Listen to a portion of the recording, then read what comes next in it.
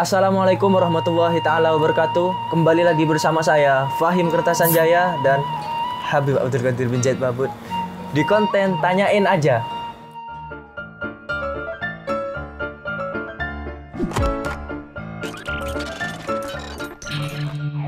Di konten ini kita akan membahas pertanyaan-pertanyaan dari youngster-youngster, para pemuda di Indonesia atau bahkan dari luar negeri. Assalamualaikum ya akhi ya ukhti. Siap. Kalau di episode pertama kita bahas cinta. Kam lagaina min mahabba gat'ab liyagulil hub ni'ma gat kadzab. Berapa banyak kita jumpai bahwasanya percintaan itu intinya adalah sebuah penderitaan karena orang yang dicinta. Liyagulil hub ni'ma gat kadzab, yang mengatakan bahwasanya cinta itu ada sebuah kenikmatan, di dalamnya dusta sekali. Karena seorang pecinta ketika dia menderita, ketika dia lagi galau, ketika dia lagi nggak bisa move on, disitulah nikmatnya cinta. Kalau yang episode kedua kali ini sudah ganti topiknya. Pertanyaannya dari Solahuddin_12. Habib, saya pengen lebih dekat lagi dengan Allah dan Rasulullah. Bagaimana caranya? Emot sedih. Sedih. Nah, dikatakan bahwasannya bagaimana cara seseorang itu ingin dekat dengan Allah? Allah Maha dekat. Allah Maha dekat. Sayyidina Rabi'ah al-Adawiyah, beliau mengatakan bahwasanya mata babullahi tughlaq hatta talabta an taftah. Kapan pintunya Allah itu ditutup sehingga kau terkadang memohon, ya Allah, bukakan pintumu agar aku dekat denganmu. Kata Rabi'ah al-Adawiyah, kapan pintunya Allah ditutup ini? Artinya pintunya Allah selalu terbuka, tapi kita yang terhijab. Kita yang terhijab. Dosa kita yang membuat kita ini, walaupun di depan mata kalau kita terhijab, nggak kelihatan. Allah sangat dekat. Tapi untuk dekat dengan Allah, kita perlu untuk membuka daripada hijab itu. Caranya? Cara membuka hijab tersebut ada dua. Yang pertama adalah at-taubah. Tobat. Tashihut taubah. Dikatakan Habib Abdullah bin Ali al-Haddad dalam kitabnya Adab Sulukul Murid, bahwasanya awalut tariq, awal langkah seseorang untuk berjalan kepada Allah adalah tashihut taubah, memperbarui dan membetulkan cara bertobat kepada Allah. Rabbi aina ada? Ya Rabbi, man atlub? Rabbi, man ukhatib fiha? Ya Rabbi, man arju laha? Ya Rabbi, man yukhallisuna mimma fiha?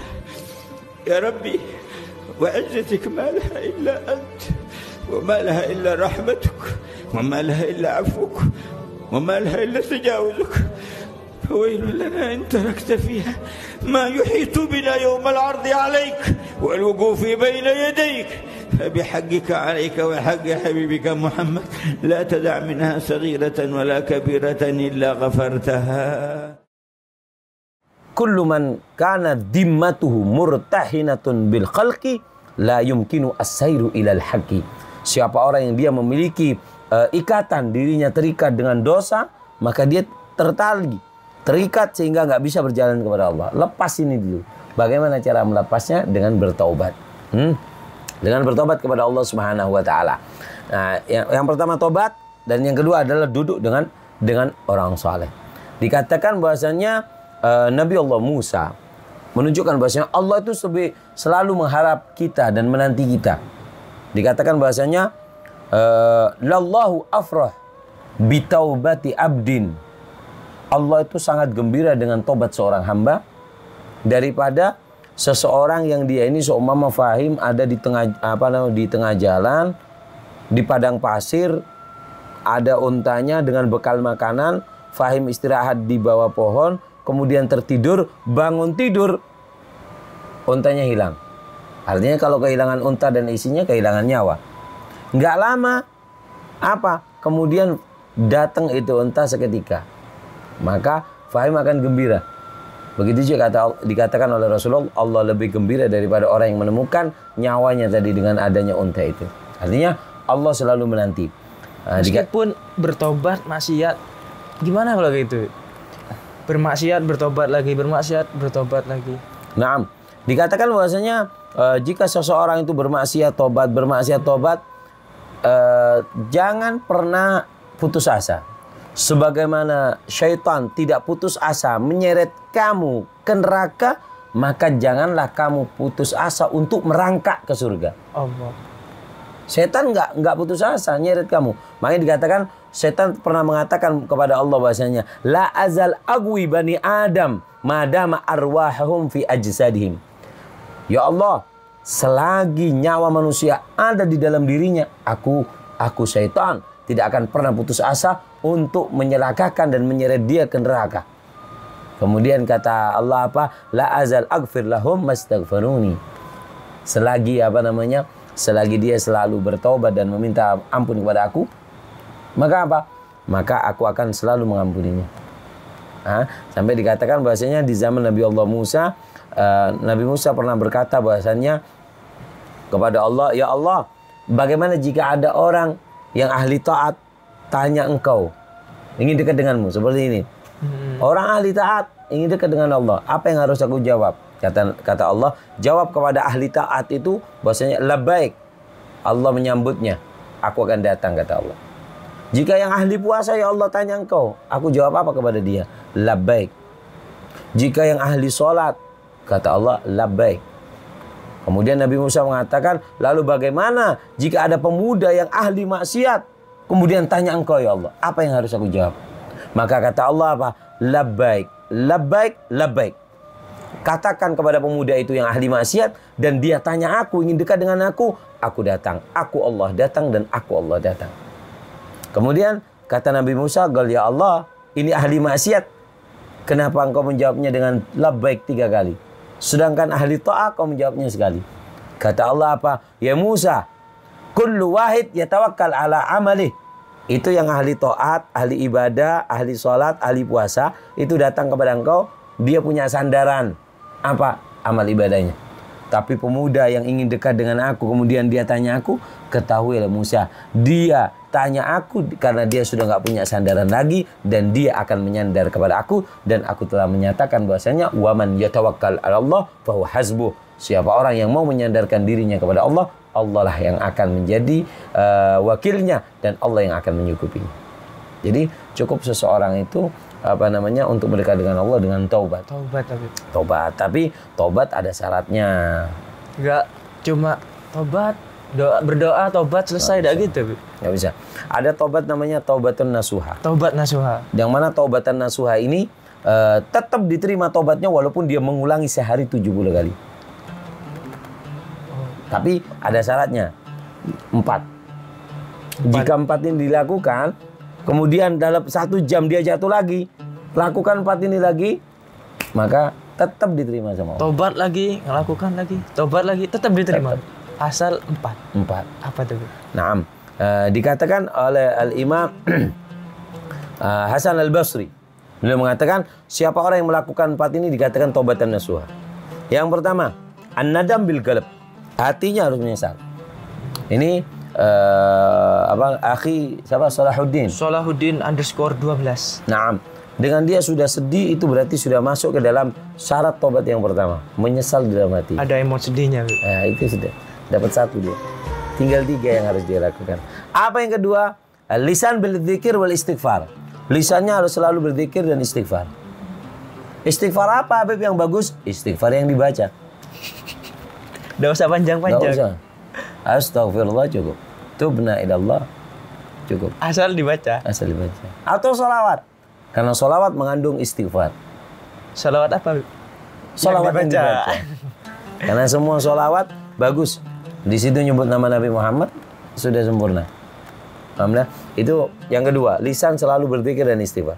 Yang ketiga, at-tark bil jawarih. Anggota badan harus dijauhkan dari tempat yang membuat kita maksiat. Apa yang membuat akhi ini maksiat? Oh, saya berteman dengan itu. Jauhi dia. Kapan kamu jauhi? Berarti kamu sudah bertobat syarat tobat ketiga kamu lakukan. Kenapa kamu bermaksiat? Oh, aku nggak kuat karena adanya HP. Tinggalkan HP. Kalau HP yang membuat kamu maksiat, tinggalkan. Selagi kamu megang HP, kamu tidak dikatakan tobat. Dan yang keempat ada anda ya'ud, berjanji untuk tidak mengulangi lagi. Jika dia melakukan 4 ini, menyesal, lisan berzikir, anggota badan meninggalkan tempat yang membuat maksiat, berjanji tidak mengulangi, kemudian dia jatuh lagi dan melakukan 4 ini lagi, maka Allah mengatakan kepada malaikat, ya malaikat, saksikan dia abdi telah bermaksiat, kemudian dia ingat dengan aku, kemudian dia minta ampun lagi, saksikan aku mengampuni dia. Jatuh lagi, maksiat lagi, minta lagi sama Allah, maka apa? Allah mengatakan, saksikan hambaku, dia bermaksiat, dia tahu kalau aku yang mengampuni, saksikan bahwasanya aku mengampuni dia. Berarti jangan pernah putus asa. Jangan pernah putus asa. Kalau untuk mendekat dengan Rasulullah, tadi mendekat dengan Allah caranya adalah dengan bertaubat. Kalau untuk mendekat dengan Rasulullah gimana caranya? Nah, untuk mendekat dengan Rasulullah SAW ada beberapa banyak cara. Ya, di antaranya bikathritus salatu wassalamu alaih. Ini memperbanyak sholawat. Sholawat apa? Yang dibaca. Yang dibaca. Ini sholawat. Yang kedua, yaitu adalah menghayalkan Nabi dalam kehidupan kita. Contohnya gimana, Bu? Contohnya, kamu mau makan, hayalkan bagaimana Nabi makan. Caranya makan, oh dengan 3 jari. Oh, mengecilkan sunnah-sunnahnya Nabi. Ketika mau pakai siwak, hayalkan bahwasanya ini dulu kekasihku pernah pakai seperti ini. Makainya seperti ini, hayalkan. Ketika kita menghayalkan daripada Nabi dengan mengamalkan sunnahnya. Ketika minum. Boleh diminum. Boleh. Bismillah.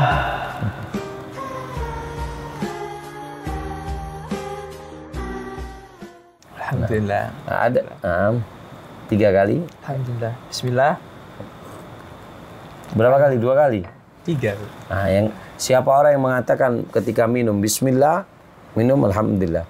Minum Bismillah, terus Alhamdulillah. Minum Bismillah, terus Alhamdulillah. Maka dikatakan selagi air ada di dalam dirinya, maka insya Allah Allah akan hilangkan rasa keinginan untuk bermaksiat. Cuma minum. Cukup minum. Allah.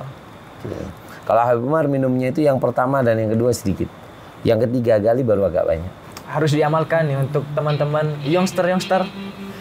Cuma minum air sudah banyak hal yang kita dapatkan. Insya Allah. Jadi dekat dengan Nabi ada 3. Yang pertama apa tadi? Memperbanyak sholawat. Menghayalkan Rasulullah dalam keseharian kita dengan mengamalkan sunnah. Dan yang keempat adalah mendekat dengan warisan Nabi. Siapa? Yaitu adalah para habaib dan para ulama. Mereka dengan kita dekat dengan mereka berarti kita telah mendekatkan diri dengan Rasulullah. Dikatakan bahwasanya man i'tana bi abna'il kibar i'tanal kibaru bihi. Siapa orang yang mendekat, merawat, menghormat anak cucu daripada orang besar, maka orang besar itu akan memberikan perhatian khusus kepada kita. Jadi kalau ada majelisnya para habaib, majelisnya para ulama, kita dengan dekat dengan mereka secara tidak langsung kita telah mendekatkan diri dengan Rasulullah SAW. Naam. Mudah-mudahan jelas dan paham. Mudah-mudahan sangat jelas sekali nih. Mudah-mudahan bermanfaat bagi youngster yang lainnya yang menonton acara ini. Sekian dulu Habib untuk episode kali ini. Episode selanjutnya akan lebih banyak lagi pertanyaan-pertanyaan yang menggelitik. Oke, barakallahu fikum. Wassalamualaikum warahmatullahi taala wabarakatuh.